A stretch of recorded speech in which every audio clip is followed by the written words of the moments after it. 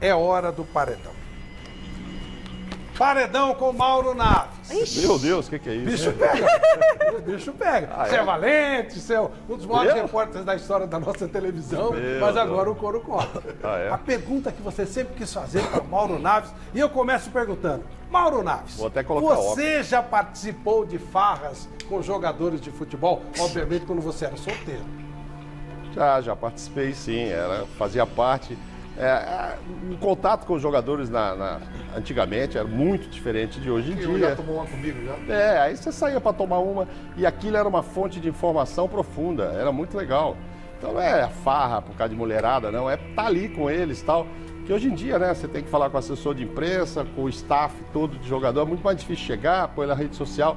Então estar com os jogadores num bar e tal, numa boate e tal, era interessante e até importante. Ainda mais do que eu estava chegando para cá e tal. Então na década de 90, no início, fiz sim. Celso Cardoso. Mauro, você se arrepende, acha que foi injustiçado nesse episódio, na tentativa de ajudar o pai do Neymar, naquele escândalo que ocorreu e que acabou te prejudicando profissionalmente? Não, o único arrependimento do caso é de não ter deixado muito claro na nota lá que eu liguei para o pai dele para avisar se eu podia passar o telefone, né? Porque até hoje eu vejo notas, hoje ainda saiu uma nota dizendo que eu passei o telefone para o advogado sem avisar o pai, o que não é verdade. Eu liguei para o pai, falei, o advogado quer falar, vou passar o seu para ele ou ele para cá. E eu queria o furo, eu estava esperando por um furo que seria dado pelo advogado, eu seria o primeiro a saber quando fosse acontecer. Mas ele perdeu a cliente, então é assim, eu fiquei sem a informação porque ele parou de cuidar do caso e eu perdi a notícia e por isso não avisei a TV. E a TV entendeu que eu deveria ter avisado. Eu estava esperando ter a notícia para avisar. Então, assim, se trata de arrependimento e tal. Foi uma interpretação da TV, que eu discordo, claro, acho que podíamos ter conversado. E eu não tinha como me antecipar enquanto eu não tivesse a notícia. Eu esperei o advogado falar com eles, eu mostrar para mim que ia entrar com o processo, vou entrar dia tal, ele ia entrar no Ministério Público. Só que ele saiu do caso antes de me dar o furo. E aí a TV entendeu que eu tinha que ter falado para eles e eu saí. Alberto Helena Júnior. Qual a sua maior mágoa? E você se arrependeu de alguma coisa enquanto jornalista? Olha, Helena, assim, essa história eu não me arrependo. Eu acho que fiz um papel que eu fazia, sempre fiz, procurando a notícia, um furo. Em que pese achar um pouco relativo. Eu acabei de gravar o curso de jornalismo esportivo, eu falo muito sobre esse negócio do furo, ele às vezes é muito relativo, a gente fala aqui uma notícia, por exemplo, ninguém está acompanhando rede social, aí o Vampeta fala, o Corinthians comprou lá o colombiano, o fulano de tal, tá chegando e tal, às vezes saiu lá 5 minutos, quem estiver assistindo a gente vai achar que o furo é dele, quem leu um site vai achar que o furo é do site, é muito relativo essa coisa, fui eu o primeiro a falar.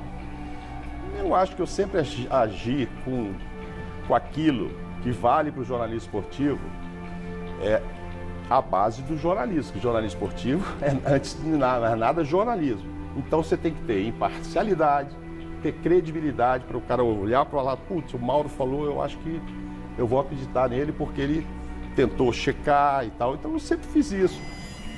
Não tenho assim, não me lembro de um caso que eu falei, puxa, eu acho que eu pisei na bola mesmo e tal.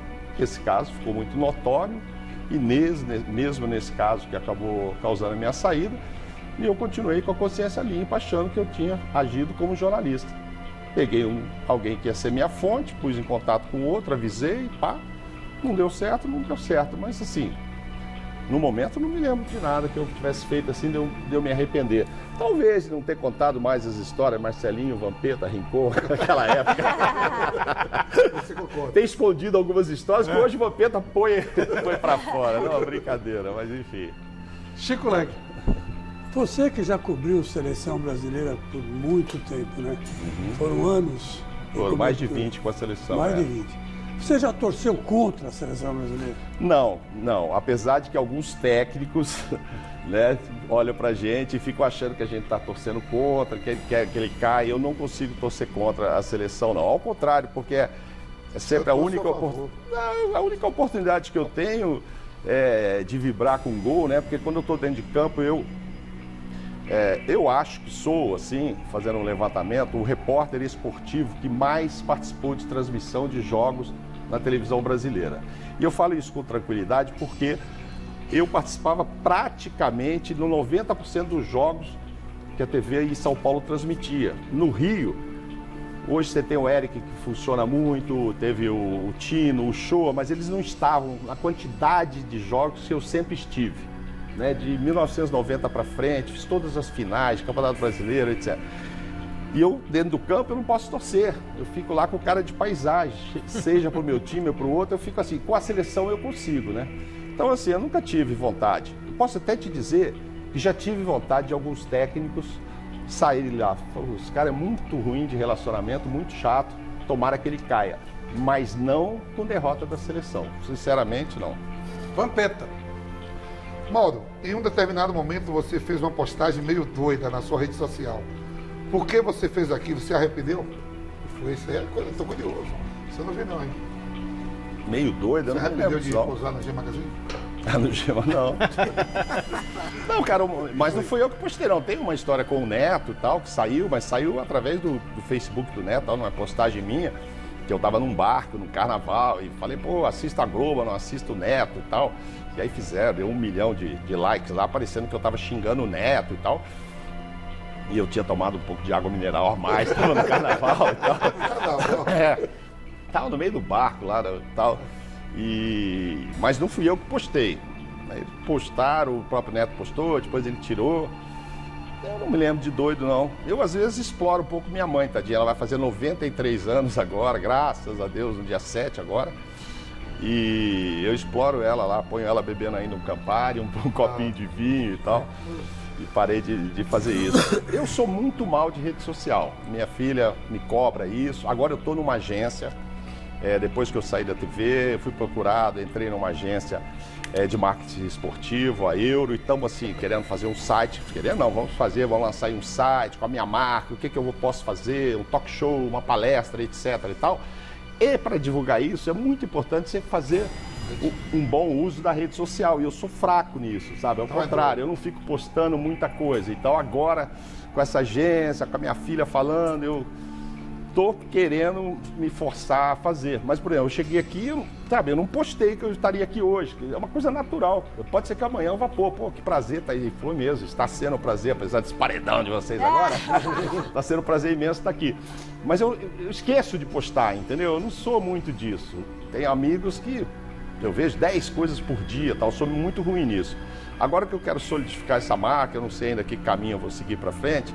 Tem algumas opções aí para seguir. Dependendo do que eu vá seguir, eu vou até fazer merchandising, que é uma coisa que eu sou muito raiz, né, cara? Eu venho daquele jornalismo muito raiz. A gente não consegue ainda fazer o merchandising com muita naturalidade, porque eu não me acostumei. Mas eu vi que na rede social não é jabá, é job. Rodrigo Santana, a vingança. O que é que o técnico quer perguntar para o repórter? Olha, ô Mauro, eu não vou nem te perguntar. Eu gostaria que tu deixasse uma mensagem.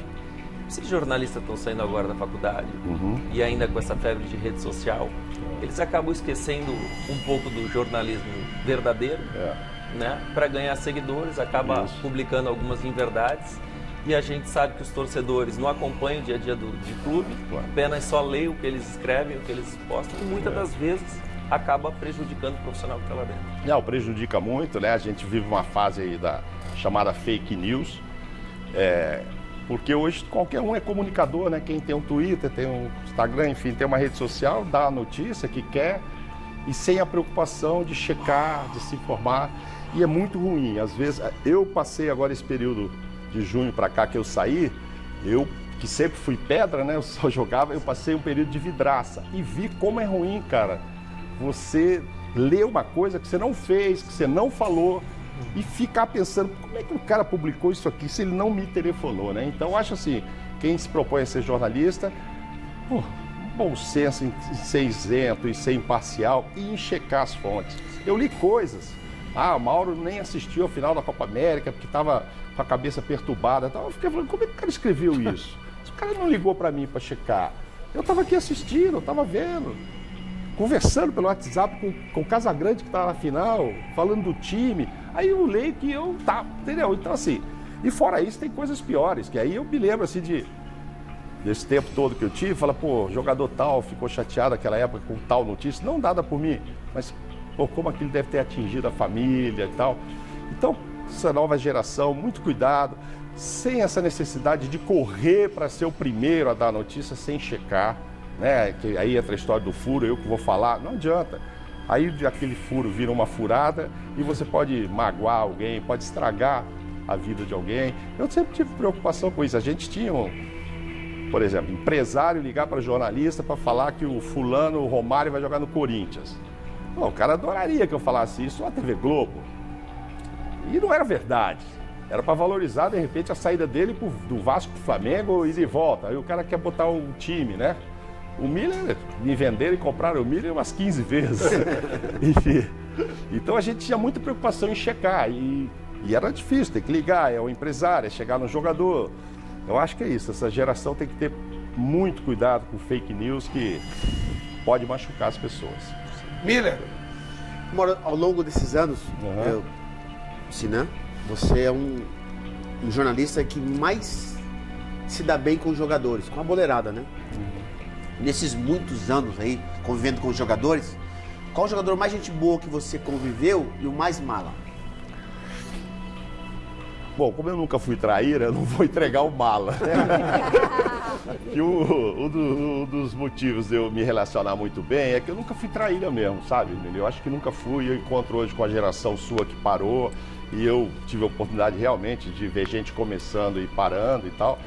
E assim, eu nunca fui maldoso, porque tem, não sei, talvez seja até uma ingenuidade minha, mas eu gosto de boas notícias, eu não gostei de má notícia, eu não gostava daquela manchete ruim, o Miller machucou, o Miller foi pego com isso, fez aquilo.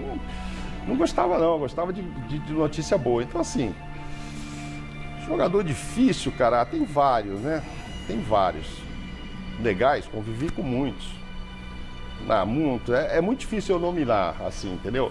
Mas tive muito mesmo a felicidade, o privilégio de conviver com uma geração muito, muito interessante. E era um outro tipo de convívio, né? Então, assim, você sabia, você falava muito olho no olho, se o cara estava te falando a verdade. Hoje, até pelo WhatsApp da vida, você não sabe o tom daquilo que está escrito, né? É diferente do olho a olho. Sempre falo isso. Michele já tive alguns casos bons. Um momento inesquecível da tua carreira para finalizar esse paredão e você se livrar disso. Quando eu cheguei da Copa, eu vim no avião, né? Foi um privilégio, eu voltei do Japão, dentro do avião, paramos em Los Angeles, botei o Rivaldo falar no Jornal Nacional por telefone naquela época, imagina, pá. Continuei acordado, porque eu tinha que gravar algumas coisas e tal. Todo mundo dormindo, a Milene foi lá perto do Ronaldo, a outra não sei o quê, né? Quando eu desci, eu não sabia que eu estava ao vivo. O cara me botou, fala aí com o Luiz Roberto. Eu peguei o microfone, o Luiz Roberto estava narrando, a Ivete Sangalo chegando para cantar. E o Luiz Roberto, Mauro, como é que foi o voo e tal? Eu estava muito sem dormir, tinha dormido. Eu falei, o voo foi legal, só eu e o Vampeta que não dormimos. Te juro. Falei, só eu e o Vampeta que não dormimos em momento algum. Aí esse cara vai lá e dá a cambalhota. Aí o Luiz Roberto, o Mauro estava prestando atenção mesmo naquele voo. O Mauro veio atento ao voo, cara. Nós ficamos lá no fundo, Ficamos lá, foi muito feliz. Parabéns.